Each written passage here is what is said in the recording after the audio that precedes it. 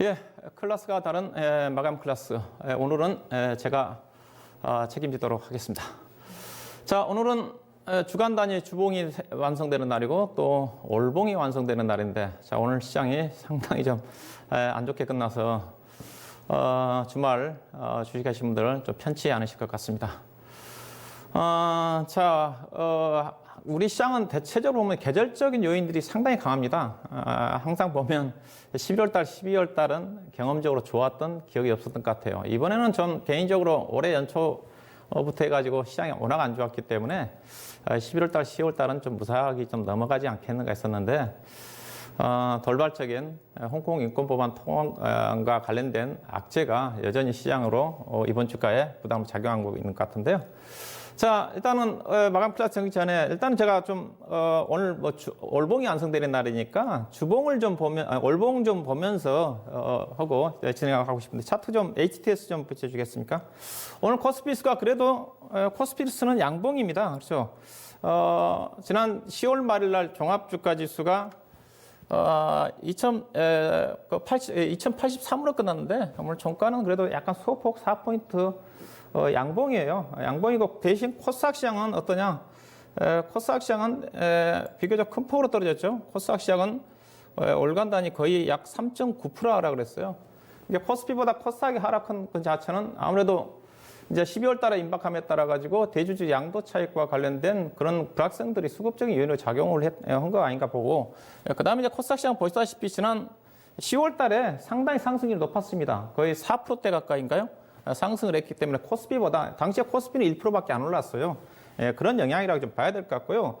잠깐 제가 이제 시장을 걱정하실 것 같아서 제가 코스피를 가지고 시장, 이제 12월 달 시장이니까 제가 이제 시장을 얘기를 할 때 제가 8월 달부터 이런 얘기를 하죠. 현재 시장이 2016년도 하반기 장세와 제가 똑같다고 얘기를 하죠. 자, 2016년도 브렉시트 이슈가 부각될 때 종합주가지수가 1890포인트 정도까지 내려왔다가 그 다음에 12월 달에 반등이 나왔고요. 다시 현재 똑같습니다. 이 당시 12월 2일 날 종합주가지수가 다시 되돌림이 나왔어요. 1980. 그리고 난 다음에 대세 상승이 전개됐잖아요. 그리고 자, 지금도 마찬가지입니다. 이번에는 8월 달에 8월 6일 날 정도 전후에서 저점이 좀 나왔고, 그리고 리바운드가 나온 거고, 오늘 저점이 나와서 2087 정도로 끝났어요. 결국은 이제 시장의 방향은 이제 12월 달에 내년도에 결정이 좀 될 것 같은데, 결국은 이제 경제 방향이 결정되지 않겠는가, 그런 말씀 좀 드리고 싶고. 자, 오늘 마감 클래스 관련해서 오늘 주가가 왜 빠졌는지 좀 점검을 좀 해보고, 다음 주 시장을 준비하도록 하겠습니다. 자, 오늘 주가 상승은 가장 큰 부분 자체가 저는 두 가지 부분이라고 봐요. 오늘 저도 뭐 외상으로 주가 좀 많이 빠져서 상당히 당황스러운 부분인데, 일단 홍콩 인권법 통과가 된 불확성들이 어제보다 더 강하게 악재로 작용한 것 같습니다. 일단은 미국의 주식시장은 추수감사절 시장 때문에 열리지 않았지만 전일 같은 경우는 거의 뭐 변동이 없었었어요. 나스닥 선물이라든가 아시아 시장 같은 경우도 약보합 정도에서 끝났었는데, 근데 이제 오늘 이제 중국의 반응이 좀 더 강하게 나오니까 이 자체가 이제 미중 무역 협상에 불확성으로 더 강화되지 않겠는가. 중국이 좀 강하게 좀 반발을 했었죠. 홍콩에 군대까지 좀 투입을 좀 하겠다. 그러다 보니까 오늘 아시아 시장에서 특히 눈에 띈 게 이제 홍콩 항생 지수가 상당히 많이 빠졌죠. 홍콩 항생 지수 차트 좀 보시면 홍콩 항생 지수가 거의 2% 가까이 빠졌습니다. 다른 나라 국가들은 그렇게 빠지지 않았어요. 뭐 1% 정도, 언저리 정도의 하락을 했는데, 이 이제 홍콩에 대한 불확성 부분 자체가 추가적으로 반영된 게 아닌가 좀 봐야 될 것 같고요. 그 다음에 이제 두 번째 부분은 오늘 주가 하락 부분 자체는 우리나라 오늘 경제 지표의 부진에서 좀 찾고 싶은데요. 오늘 우리나라 경제와 관련된 금통위 금리 결정 회의 예상했던 부분이잖아요, 동결. 근데 오늘 10월달 산업 생산 활동이 발표가 됐습니다.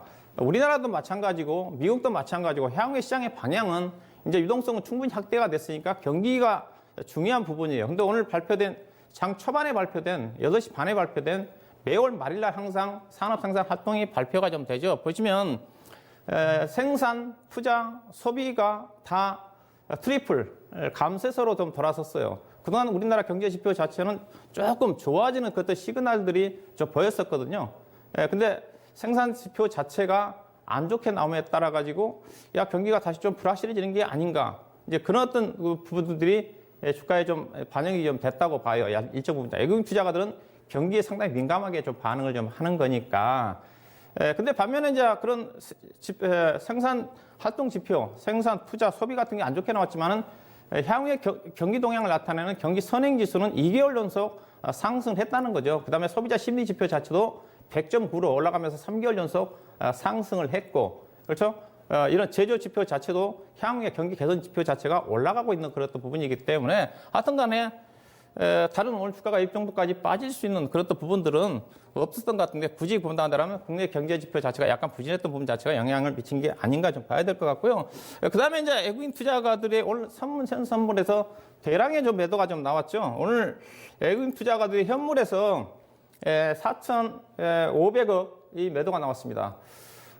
지난주 후반부터 본격적으로 MSCI 리밸리싱과 관련된 매도 물량이 집중이 좀 되면서 거의 26일 날이 기준이었기 때문에 일단락이 되지 않겠는가 우리가 그렇게 생각을 해서 실제로 어제 매도 물량 자체가 많이 줄어들었었고, 근데 오늘 무려 4,500억 정도가 좀 매도가 좀 나오면서 지난 이번 달 10월 7일부터 해가지고 16일 동안 거의 오늘까지 거의 4조 원 정도로 매도를 했어요. 여기다가 오늘 선물 시장에서도 7,700억 정도의 대량의 좀 매도가 나왔으니까 선물 매도 자체는 최근에 매수했던 부분 자체를 다시 합리한 부분이기 때문에 큰 영향은 없었던 것 같고요. 오히려 현물에서 매도 물량이 크게 나왔던 부분 자체가 악재로 작용한 게, 이 부분 자체는 결국 외국인 매도가 컸던 부분 자체는 약간의 리밸리싱과 같은 후 영향이 있었을 수가 있을 것 같고, 10월달 산업생산활동 지표 자체가 약간 부진하게 나왔던 부분과 또 전일 또 북한이 또 장난질하는 그런 어떤 부분들도 영향을 좀 미친 게 아닌가 좀 봐야 되겠죠.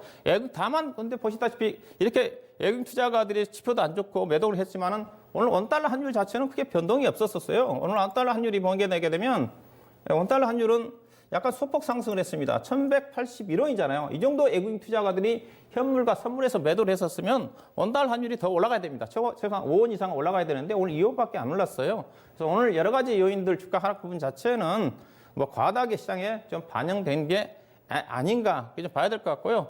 오늘 뭐 업종으로 따지면 뭐 지수가 이렇게 빠지다 보니까 전 업종이 빠졌죠. 특히 코스피 같은 경우는 시가총액 상위 종목 중에서 한국전력밖에 오른 종목이 없어요. 대부분 종목들이 빠졌다고 좀 봐야 될 것 같고, 그다음 유일하게 좀 올라간 것 자체는 화장품 관련 종목들, 최근에 중국 관계 개선 관계, 중국 관광객들이 증가되고 있고, 면세점 매출이 10월 달에도 큰 폭으로 거의 28% 30% 정도까지 증가된 그런 영향이 있었던 것 같고, 엔터도 아마 그렇던 대중국 관련해서 관광객 유입과 이렇던 한한령 금지 해제와 관련된 그런 부분들도 함께 영향을 좀 받았다고 좀 봐야 되겠죠. 그 다음에 이제 폴더폰 관련 종목들 중에서도 KH바텍이라든가 세경 하이테크라든가 파워로직스라든가 관련 종목들이 전반적인 원칙과 하락 국면에서 상승을 했다. 결국은 오늘 움직였던 종목들이 12월 달 시장에서도 관심을 가져볼 만한 그런 부분이었다. 그렇게 좀 결론 내리고 싶고요. 자, 그렇다면 다음 주를 좀 보도록 하겠습니다. 다음 주 시장의 이슈는 여전히 미중 무역 합의와 관련된 부분 자체가 시장에서 가장